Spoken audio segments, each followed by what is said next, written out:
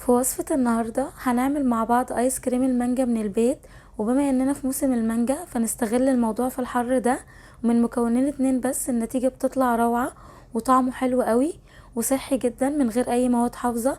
ومش هنحتاج مكنة للايس كريم، في خلاط عندنا عادي او الكبة وبيطلع كريمي وحلو قوي. يلا نشوف هنعمله ازاي.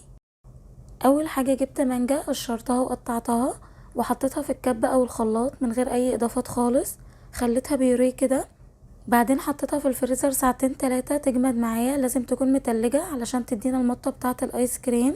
بعدين في الخلاط هنزل ببيوريه المانجا المتلجة وعليها كيس واحد من الكريم شانتيه وكوباية من اللبن الساقع. انا كنت حاطاه في الفريزر نص ساعة كده. بعدين هضرب كل ده كويس قوي مع بعض. انا ما حطيتش سكر لان المانجا سكرها مظبوط والكريم شانتيه فيه سكر. هضربها كويس دقيقتين 3 كده. بعد كده هنزل بالخليط ده في بولة او علبة تلاجة. شايفين بقى الايس كريم تحفة ازاي وقوامه كريمي خالص ومن غير اي مكونات كتير ومن غير اي الوان صناعية. هاخده بقى احطه في الفريزر لمدة 6 ساعات او ليلة كاملة. وهنا بعد ما خرجته شايفين حلو ازاي، تحفة وطعمه حلو قوي. هنزينه بقى باي صوص عندنا. وبس كده، جربوه هيعجبكم قوي وبألف هنا.